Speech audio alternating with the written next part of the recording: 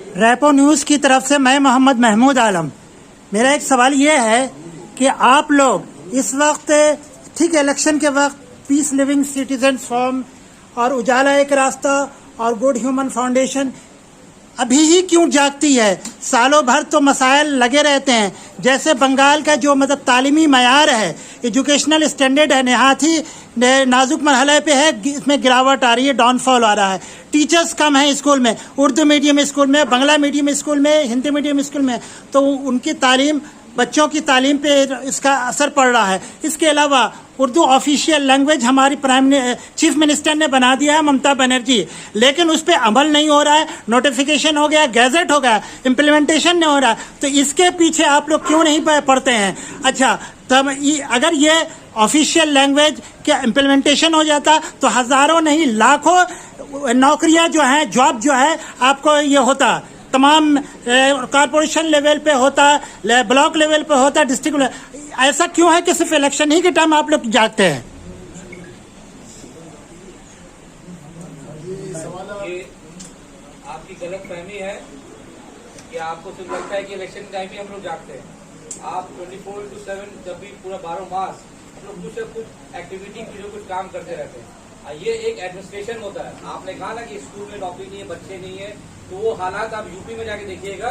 School में 2 बच्चे हैं और टीचर जो है ना पैर पे पैर चढ़ा के ऐसे सोया रहता है।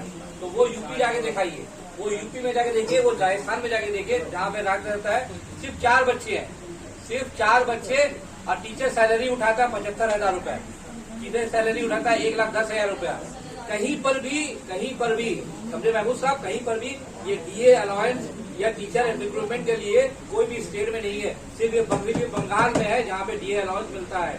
सिर्फ मगरबी बंगाल में है जहाँ टीचर को आपको एसएससी का एग्जाम होकर टीचर रिक्रूटमेंट के लिए डायरेक्ट है। वो कोई भी स्टेट में नहीं है, पता लगा सकते हैं ये चीज। तो और भी एक बात बता दूंगा कि जितना भी आपको कोटा होता है ना, सबसे ज्यादा ये मगरबी बंगाल में होता है। राजस्थान बोलिए, दिल्ली बोलिए या यूपी बोलिए, कहीं पर इतना ज्यादा कोटा, इतना ज्यादा फैसिलिटी आपको नहीं मिलेगी।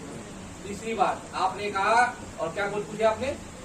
Urdu as a official language. As a official language, सबका एक एडमिनिस्ट्रेशन का एक सिस्टम होता है। तो आप बिना सिस्टम से आप जंग नहीं कर सकते। ममता बनर्जी उसका नाम है, ममता बनर्जी उर्दू एकेडमी की चेयरमैन है। ममता बनर्जी उर्दू एकेडमी के सब कुछ वो कर्म करने वाली वही कर रही है। She is the head of the Urdu academy. तो she will decide what is the perfect time कि उसको कब इम्प्लीमेंट करना है, कब करना है। आप सिस्टम से ऊपर नहीं जा सकते, एडमिनिस्ट्रेशन से ऊपर नहीं जा सकते। तो एडमिनिस्ट्रेशन जिस तरह चाहेगा, इंशाल्लाह हो सकता है 2026 के बाद शायद अनाउंस कर दे इंशाल्लाह। आप नौकरी का बात करें तो नौकरी यहाँ ममता बनर्जी ने बहुत दिया। नौकरी के अलावा हर एक महिला, हर एक लड़की, लैपटॉप बोलिए, टैब बोलिए, 3,000-1,500 रुपया महीना बोलिए, क्या क्या जोड़ा है। अभी मैं बोलने लगा तो बोला ये टीएमसी का आदमी है इसलिए इतना बोल रहा है। तो नहीं, ये सच्चाई है। ये किसी को पूछिए, वो सामने बैठ के 1,500 रुपया आता है कि नहीं आता है। पूछिए उसको टैब मिला कि नहीं मिला, मिला कि नहीं, क्लास 10 पास की टैब मिला। कौन सा स्टेट में कितना मिलता है आपको? मिलता है? नहीं मिलता है। तो अल्हम्दुलिल्लाह अल्हम्दुलिल्लाह अल्हम्दुलिल्लाह, ये उसका हक है कि आज वो जो है ना चश्मा लगा के आई है, जाके अपना टॉप पहन के आई, जींस पहन के आई है। कोई बोलने वाला नहीं है। बंगाल में खुलेआम घुल सकती है। ये स्टेट आप यूपी में जाके घुरिए, ये स्टेट आप जाके राजस्थान में घुरिए। तुम इस तरह क्यों पहनी हो? सिर में टिक्की लगाओ, इस तरह नहीं पहनते थी। कपड़ा ये नहीं है, कपड़ा में रोक टोक नहीं है। खाते हैं हमें, खुलेआम मिलता है, खाते हैं, देख के खाता नहीं है। आपको ये सब चीज का रोक टोक, इतना आजादी कहीं नहीं मिलेगा। Safest state in India is Bengal. तो इंशाल्लाह आप उसमें जाइए। इलेक्शन के टाइम से नहीं आते हम लोग। हर इस बार का माहौल बहुत है। आप ये नहीं पूछे कि 91 लाख वोट क्यों काट दी, वो क्यों कट गया 91 लाख वोट? क्यों एसआईआर आया? एसआईआर उन लोग का लास्ट ऑप्शन है, लास्ट ऑप्शन है। ये लास्ट हथियार लोग यूज किए एसआईआर। बंगाल को किस तरह छीना जाए, किस तरह बर्बाद किया जाए, तो एसआईआर लागू कीजिए। एसआईआर से क्यों होगा? तरह तरह का लॉजिकल डिस्पेंसिंग। तो ये जो काट रहे थे वो आप वोट काट सकते हैं। तो अगर जो मार्जिन रहता है, जो परसेंटेज रहता है एक पार्टी का दूसरे पार्टी से, वो आप लेस कर सकते हैं। जो आपका वोट कास्ट होता है उसको आप खत्म कर सकते हैं। सबसे ज्यादा एक ही कम्युनिटी का क्यों कटा भाई? और कोई कम्युनिटी नहीं है। सिर्फ नजर आती है उनको क्या, एक Muslim community, Sikh community, Christian community, और कोई कम्युनिटी नहीं है। हिंदू भाई लोग के भी कटा है। हिंदू भाई लोग के लिए मैं बहुत दुख है कि हिंदू भाई लोग के भी बहुत सारा नाम कटा हुआ है, बहुत सारे दिखाने के लिए। तो 91 लाख से कोई बात नहीं कर रहा है कि क्यों कट गया वोट बैंक। ये सबसे लास्ट ऑप्शन, ये सबसे लास्ट टूल बोलते हैं ना, हथियार, SIR उन्होंने यूज किया है बंगाल में सिर्फ और सिर्फ भाजपा को लाने के लिए, सिर्फ और सिर्फ भाजपा को लाने के लिए। पूरा सिस्टम यहाँ बैठा हुआ है महमूद जी। Thank you. आज का ये प्रेस मीट जो है, प्रेस कॉन्फ्रेंस, हम लोग हालात हाजरा जो है पूरे बंगाल में इलेक्शन का जो माहौल है और उसमें हम लोगों की क्या जिम्मेदारी होनी चाहिए, तो इन बातों को लेकर हम लोग चर्चा में हमारे शहर कोलकाता के वो तमाम लोग आज यहाँ मौजूद हैं जिनकी आवाज़ पर लोग लब्बैक कहते हैं और सुनते हैं, इसलिए कि ज़रा सी चूक अगर हम लोगों से हो जाती है, कहीं ना कहीं गलती हो सकती है। हम लोग इंसान हैं और किसी न किसी तरह से बहकावे में या किसी के भी कुछ भी प्रोपेगेंडे के असर में हम लोग आ सकते हैं, आवाम आ सकती है। तो उन हालात से वाकिफ कराने के लिए और हम लोगों को क्या करना है, क्या जिम्मेदारी हम लोगों की है और जो हालात है उससे आगाह भी किया जाएगा। हमारे आज के इस प्रेस मीट में हमारे दरमियान आज के 3 ऑर्गेनाइजेशन ने मिलकर इसको ऑर्गेनाइज किया है। ईस्ट लविंग सिटीजन फोरम के सेक्रेटरी जनाब मोहम्मद महमूद मलिक यहाँ मौजूद हैं और उजाला एक रास्ता के प्रेसिडेंट जनाब लकी अली भी यहाँ तशरीफ फरमा है और उसके अलावा ह्यूमन फाउंडेशन के प्रेसिडेंट अभी आ जाएंगे राफे सिद्दीकी साहब। और उसके अलावा आज हमारे दरमियान जो आपसे खिताब करेंगे बिशप डॉक्टर संजीव जी यहाँ पर मौजूद हैं, जो अक्सर व बेशतर हमारे माहौल को लेकर और किस तरह से आगे का हम लोगों को स्टेप लेना होगा, क्या हमें करना होगा, वो दिशा दिखाने की कोशिश करेंगे। उसके अलावा हमारे जनाब कलकत्ता शहर के मस्जिद मसरावी के पेश इमाम आली जनाब मौलाना सैयद मेहदी हसन मीरटी साहब तशरीफ फरमा है और उनकी आवाज़, उनकी बातें अवाम की गालिब अक्सरियत सुनती है और इसलिए वो यहाँ आज मौजूद हैं, जो खुद उत्तर प्रदेश से हैं।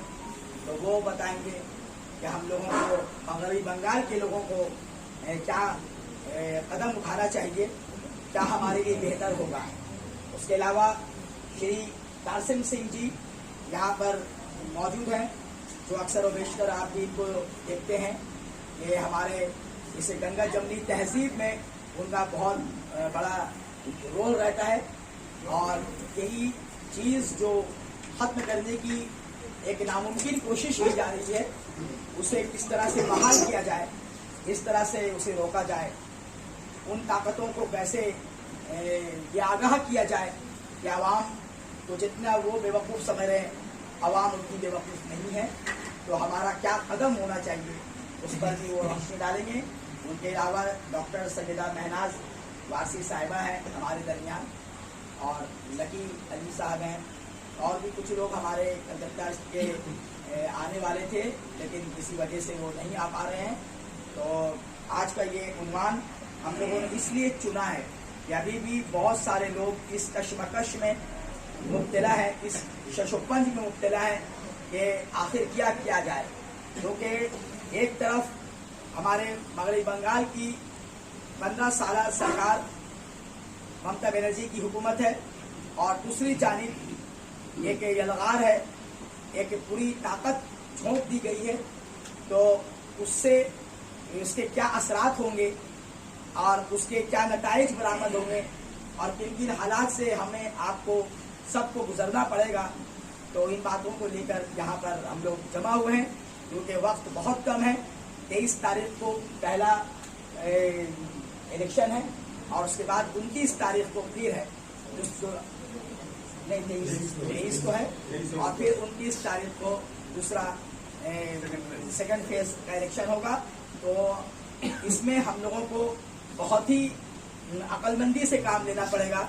किसी के गुमराहकुन बातों में नहीं आकर हमें क्या करना होगा, ये यहाँ पर बैठे हुए हमारे आज के तीन अजीम मेहमान जो दीगर मज़ाहिब से ताल्लुक़ रखते हैं, ताकि ये पता चले कि सिर्फ ये मामला हम मुसलमानों का नहीं है, मामला तमाम बंगाल के बाशिंदों का है, यहाँ के रहने अमन पसंद शांति से रहने वाले लोगों का है।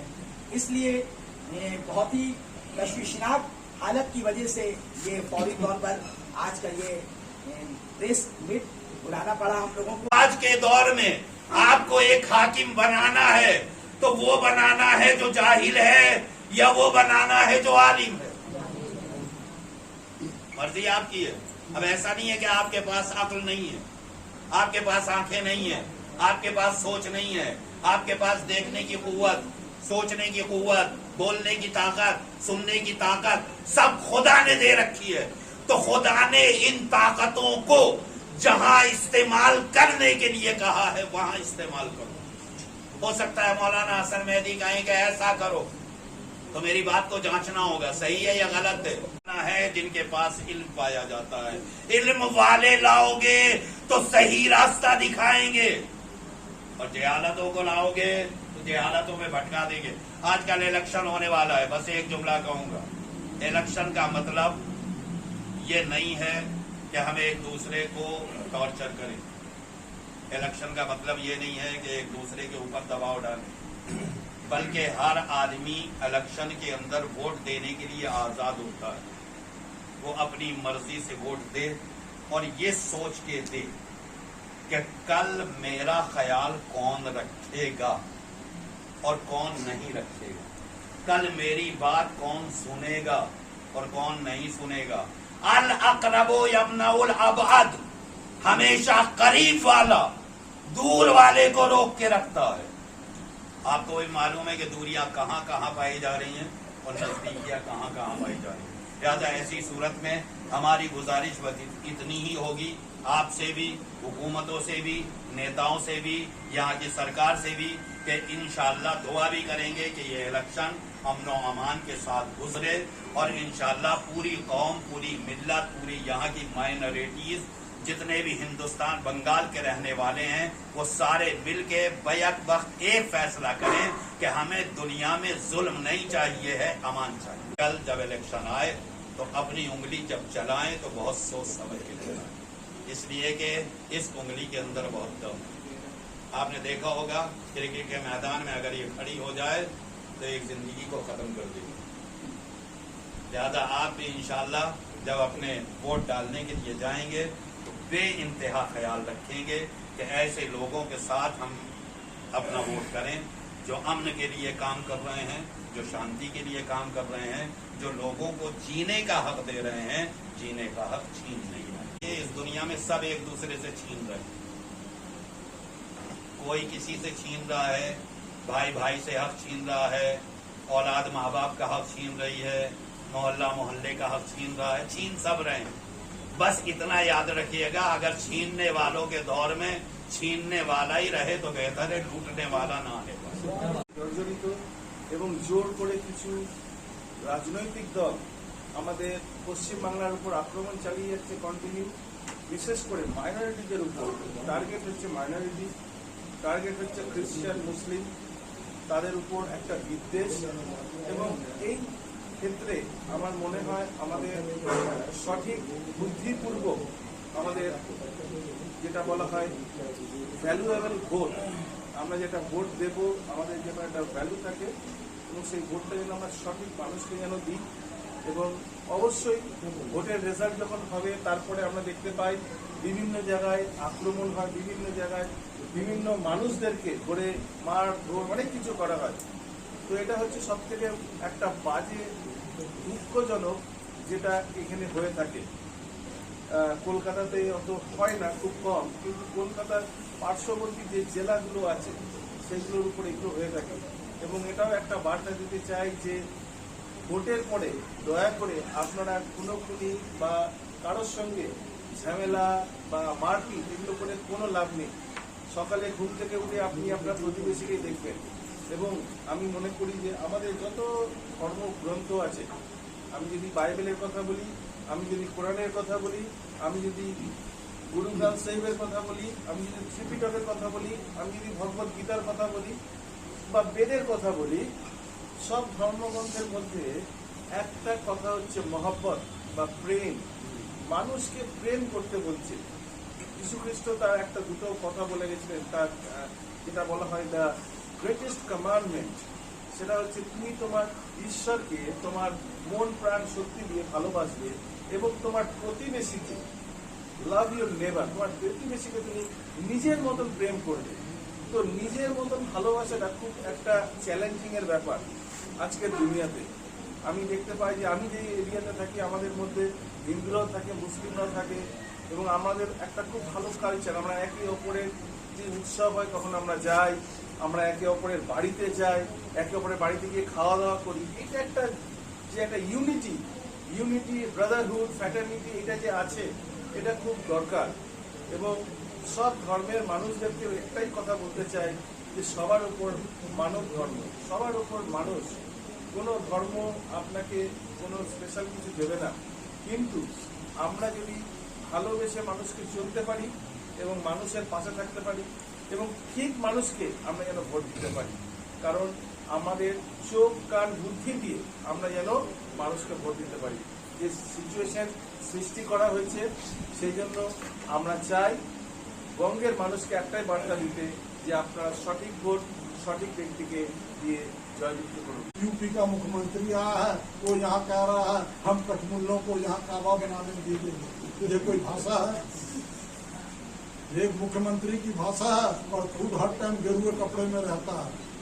संतों की वाणी में जितनी नफरत इस समय हिंदुस्तान में देखने को मिल रही है, चोरों और डकैतों की वाणी में भी नहीं है।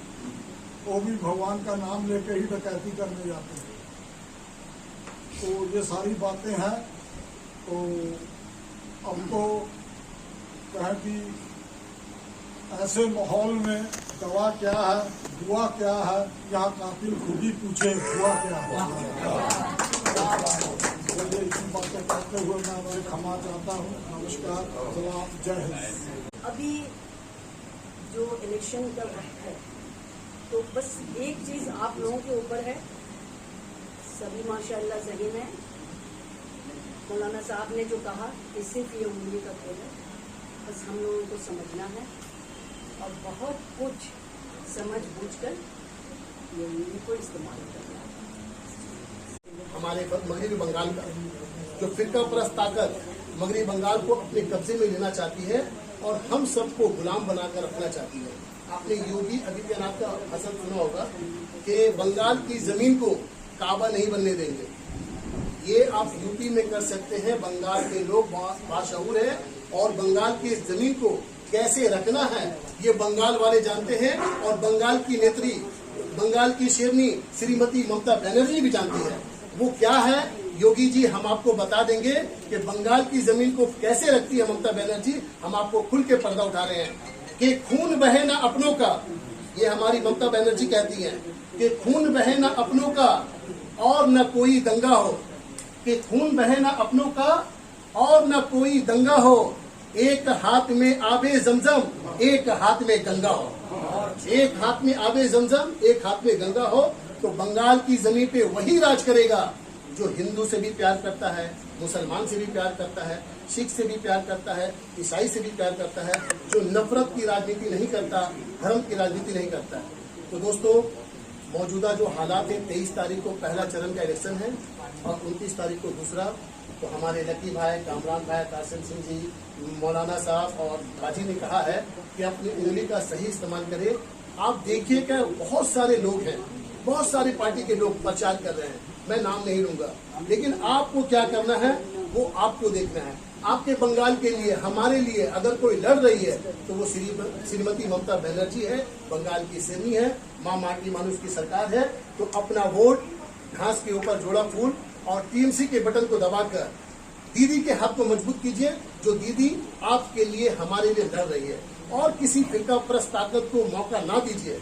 अगर खुदा ना खास्ता वो ताकत जो कह रही है कि बंगाल को काबा बनने नहीं देंगे, अगर वो आ गई तो उसका नुकसान आपको उठाना पड़ेगा, आपके बच्चों को उठाना पड़ेगा, यहाँ तक कि आपकी आने वाली नस्लों को उसका खामियाजा भुगतना पड़ेगा।